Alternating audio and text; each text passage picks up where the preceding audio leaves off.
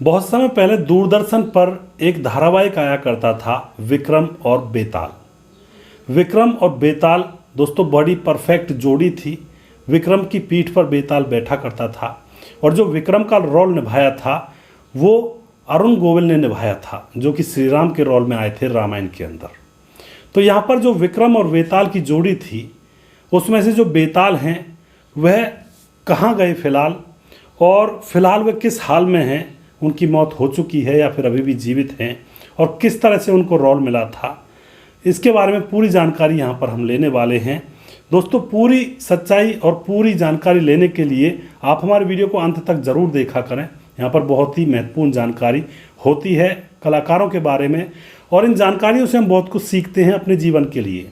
जैसे कि कलाकार इधर उधर बहुत भागते हैं सफलता कामयाबी के लिए, और अंत में हाथ क्या लगता है, ये सारी सच्चाई यहाँ पर निकल कर आती है। और इन चीज़ों को देख करके हमें अपने जीवन को भी दूसरी दिशा में मोड़ना चाहिए जो हमारे फायदे की हो। नमस्कार, मैं हूँ सुदेश कुमार और फिल्मी कहानियाँ चैनल में आपका स्वागत है। बेताल, विक्रम की पीठ पर लदे बेताल का रोल जिसने किया था वह मेकअप की वजह से पहचान उसकी छुप गई थी। लोग पहचान नहीं पाए थे कि यह आखिर कौन है।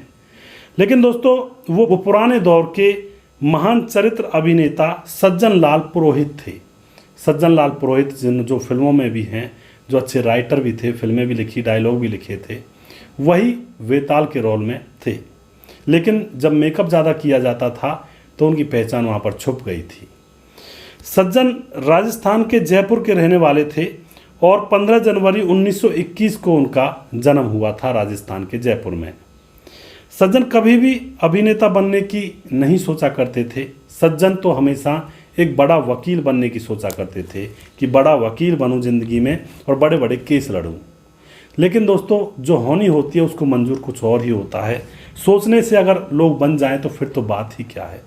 लोग पढ़ाई करते हैं क्लास के अंदर, बहुत सारे लोग, बच्चे, कोई कुछ बनना चाहता है, कोई कुछ बनने के लिए पढ़ाई करता है, लेकिन जो तकदीर होती है वो उनको अलग अलग रास्तों पर ले जाती है। हमेशा सोचा हुआ काम नहीं होता है। जोधपुर के जसवंत कॉलेज से उन्होंने ग्रेजुएशन किया था। 1941 में वो कलकत्ता ईस्ट इंडिया कंपनी की लैब में नौकरी करने के लिए चले गए थे। जब उनकी ग्रेजुएशन कंप्लीट हो गई थी तो नौकरी कर रहे थे, कुछ पैसे भी उनकी जेब में आ रहे थे, खुश भी थे, लेकिन अंदर से वो खुश नहीं थे। घर वालों की और दुनिया वालों की नज़र में खुश थे, अंदर से तो वह कुछ बनना चाहते थे।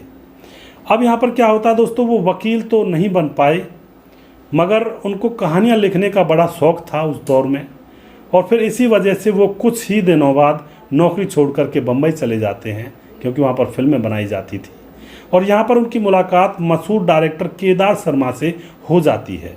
जब केदार शर्मा को उनकी खासियत के बारे में पता चलता है तो केदार शर्मा जो डायरेक्टर होते हैं उनको अपना असिस्टेंट रख लेते हैं। असिस्टेंट बनने के बाद सज्जन को पहली बार अतिरिक्त कलाकार के रूप में फिल्म मासूम और फिल्म चौरंगी जैसी फिल्मों में काम करने का मौका भी मिला था।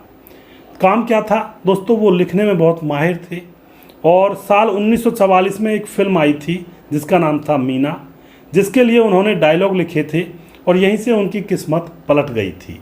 इसके बाद उनको दूर चले और धन्यवाद जैसी फिल्मों में लिरिक्स लिखने का भी मौका मिला था।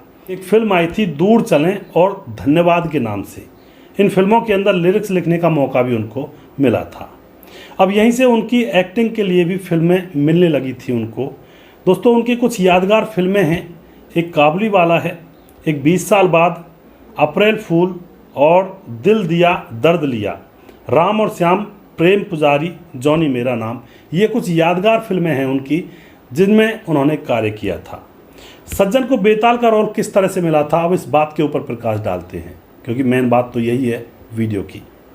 1968 में रामानंद सागर की एक फिल्म आई थी जिसका नाम था आँखें, जो कि पुरानी धर्मेंद्र वाली फिल्म है। एक नई आँखें आई हैं जिसमें गोविंदा चंकी पांडे, और एक पुरानी फिल्म थी आँखें जो धर्मेंद्र की फिल्म थी आँखें। इस सुपरहिट मूवी में सैयद का किरदार निभाकर सज्जन ने रामानंद सागर का दिल जीत लिया था। इसमें उन्होंने काम किया था और एक और बहुत अच्छा किरदार निभाया था। जब रामानंद सागर विक्रम और बेताल बना रहे थे तो यहाँ पर दोस्तों उनको एक दमदार एक्टर चाहिए था, और जो कि दुबला पतला हो, क्योंकि उसको विक्रम की पीठ पर बैठकर शूटिंग करवानी थी, यानी कि विक्रम की पीठ पर लाद कर शूटिंग होनी थी। तो यहाँ पर वह कलाकार भी हल्के वजन का चाहिए था, लेकिन दमदार भी होना चाहिए था। तो अचानक जो रामानंद सागर हैं उनको सज्जन का चेहरा याद आ जाता है, क्योंकि वह पहले भी आंखें फिल्म में बहुत अच्छा काम कर चुके थे, जो कि रामानंद सागर की फिल्म थी। रामानंद को अपना बेताल उसी के अंदर मिल जाता है। दोस्तों असल में यहाँ पर जो सज्जन थे वे बेताल का रोल करने से डरते थे। उनके डर के पीछे का राज क्या था उसके बारे में जानते हैं।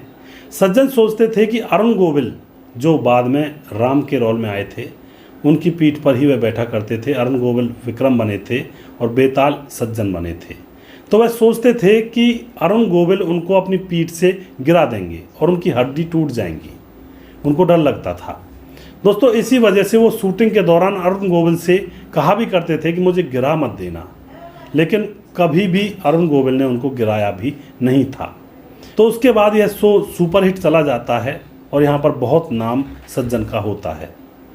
अब यहाँ पर रामानंद सागर रामायण सीरियल बना रहे थे और उसमें भी सज्जन सिंह को लेना चाहते थे, लेकिन उनके लिए कोई बड़ा रोल वह ढूंढ रहे थे कि अच्छा रोल हो, बड़ा रोल हो।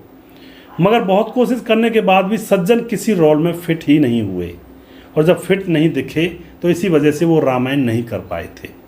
और दोस्तों अब यहाँ पर उनकी मौत के बारे में जान लेते हैं। अब फिलहाल वे जिंदे नहीं हैं।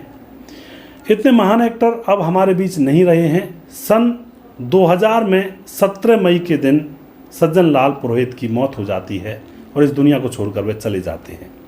तो बहुत ही महान कलाकार थे, बहुत ही अच्छी अच्छी यादगार भूमिकाएं दी, पुरानी फिल्मों में भी बहुत अच्छा काम किया और विक्रम बेताल में बेताल बन करके लोगों का खूब मनोरंजन किया था। लेकिन अब इस दुनिया में वह नहीं है। तो दोस्तों यहाँ पर आपको सज्जन सिंह की कौन सी फिल्म अच्छी लगती है उसके बारे में भी आप बता सकते हैं। अगला प्रोग्राम बहुत जल्दी फिर से लेकर आऊँगा। तब तक आप खुश रहें और देखते रहें फिल्मी कहानियाँ चैनल। जय हिंद, जय भारत।